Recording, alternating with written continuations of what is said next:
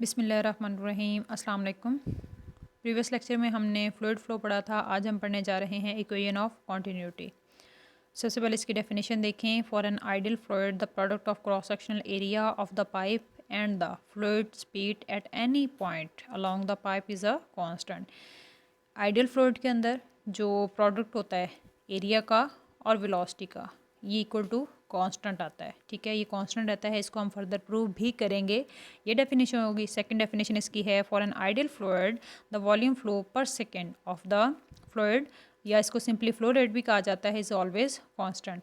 जो हमारे पास volume by time का फैक्टर होता है, इसकी रेशो भी इक्वल टू कांस्टेंट ही रहती है आइडियल फ्लूइड के लिए। ठीक है, तो अगर ये दोनों चीज़ें कांस्टेंट हैं तो हम कह सकते हैं कि जो ए वी यानी कि एरिया और वेलोसिटी का फैक्टर है, ये इक्वल आता है वॉल्यूम बाय टाइम के इक्वल, क्योंकि बोथ आर कांस्टेंट। ठीक है, इसको हम फर्दर नेक्स्ट प्रूव भी करेंगे। ये दो डेफिनेशंस हो गई हैं। अब देखें एक्सप्लेनेशन क्या है।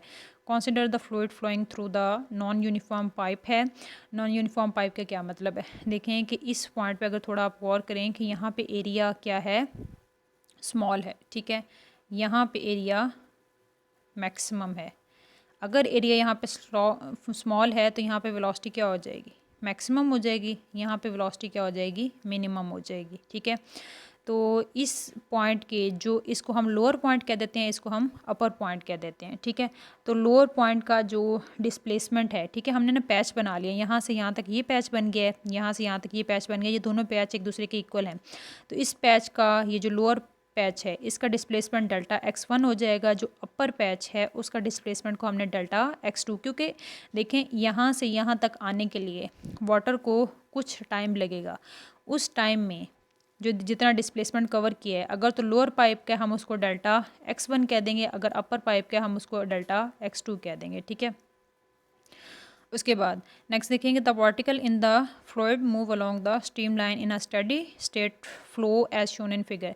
देखें कि अब हमने यहाँ पे कंडीशन रखनी है स्ट्रीम लाइन फ्लो की। मींस के जो पार्टिकल्स हैं वो स्मूथली मूव करने चाहिए, स्टडी मूव करने चाहिए, और जो लाइंस होंगी पार्टिकल्स की, फ्लूइड की जो लेयर्स होंगी ना, वो एक दूसरे को क्रॉस नहीं करनी चाहिए। ठीक है, तो इस लोअर पाइप का जो मैस होगा वो इस अपर पाइप के मैस के इक्वल आएगा। बिकॉज देखें, अगर लोअर में से 5 kg, ठीक है, सपोज कर लें, अगर 5 kg फ्लो कर रहा है वाटर, इतना मैस फ्लो कर रहा है, तो आइडियल के लिए कंडीशन है कि यहाँ पे भी 5 kg ही आएगा। ऐसा तो नहीं है कि यहाँ से अगर ज़्यादा आ रहा है यहाँ पे आके कम हो जाए, ऐसा बिल्कुल भी नहीं है। मैस जो है वो कंजर्व रहता है, ये आइडियल फ्लूइड की कंडीशन है। ठीक है, तो अब यहाँ पे देखें, पहले हम लोअर एंड की बात कर लेते हैं। At lower end of the pipe let area of the cross section of the pipe, जो लोअर एंड का एरिया होगा हमने उसको A1 का नाम दिया है। Distance move by the fluid in time delta T, जो डिस्टेंस कवर किया है लोअर पाइप के पैच ने वो डेल्टा x1 के इक्वल है।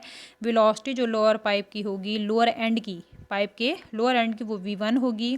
जो डेंसिटी होगी वो ρ1 होगी, और जो वॉल्यूम होगा contain at the lower end का जो वॉल्यूम है उसको हमने v1। अब यहाँ पे वेलोसिटी को स्मॉल v से और वॉल्यूम को कैपिटल V से शो किया गया है, और जो लोअर एंड का मैस होगा उसको हमने डेल्टा m1 कह दिया है। ठीक है, अब यहाँ पे देखें, लोअर एंड के लिए हमने डेल्टा m1, आपको पता है कि जो डेंसिटी होती है जिसको हम रो से शो करते हैं वो इक्वल होती है मैस ओवर वॉल्यूम की इक्वल होती है। ठीक है, तो अगर हमने यहाँ पे मैस का फैक्टर निकालना है तो वो रो v, ये वॉल्यूम का v है, इसके इक्वल आ जाएगा।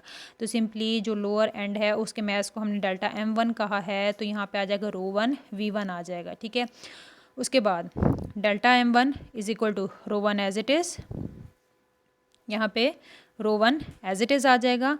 अब v1 वॉल्यूम जो होता है लोअर एंड का जो एरिया है मल्टीप्लाई उस पैच का डिस्टेंस है, ये उसके प्रोडक्ट के इक्वल आता है। ठीक है, A1 डेल्टा x1, तो इसको यहाँ पे इस v1 की जगह सब्स्टिट्यूट कर देंगे। करने के बाद अब ρ1 as it is, A1 as it is, अब डेल्टा x1, आप लोगों ने अक्सर ये कोई पढ़ी होगी, S is equal to V T। ठीक है, तो अब पैच का जो डिस्टेंस है उसको हमने डेल्टा x1 से शो किया है, तो यहाँ पे delta x1 is equal to velocity क्या हो जाएगी लोअर एंड की, डेल्टा v1 आ जाएगी, और जो टाइम आ जाएगा वो डेल्टा t आ जाएगा। t टाइम में v वेलोसिटी के साथ डिस्प्लेसमेंट इतना कवर किया है, ठीक है।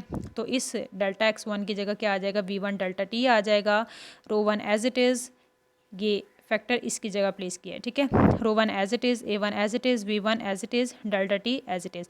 अब ये डेल्टा m1 की वैल्यू आ गई, ठीक है।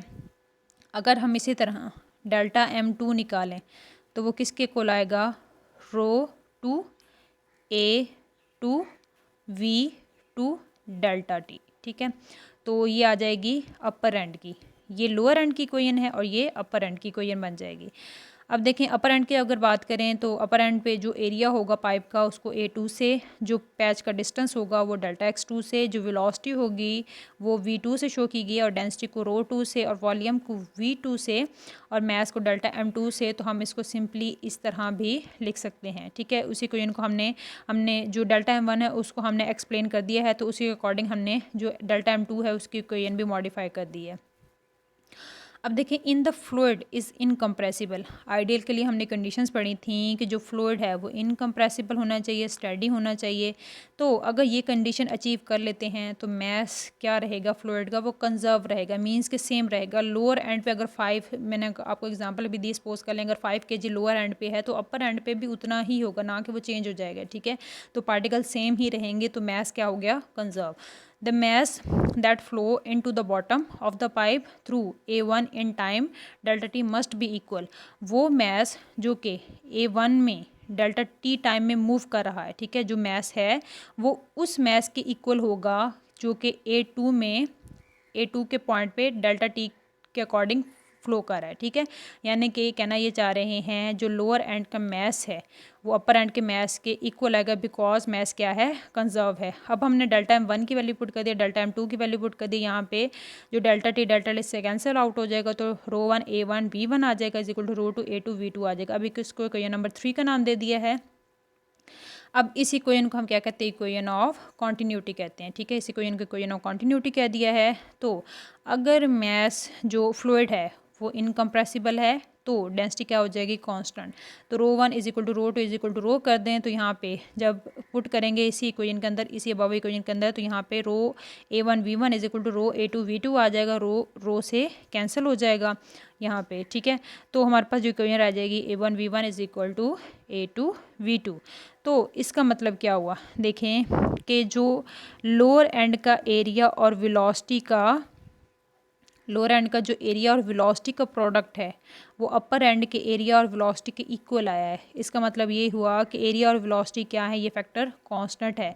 तो इसी को हम AV इज कॉल्ड, इसी को फ्लो रेट भी कहते हैं, ठीक है। कैसे, अब यहाँ पे देखें, हमने कहा कि अब हमने AV की इक्वल प्रूव कर दिया कि ये कांस्टेंट है।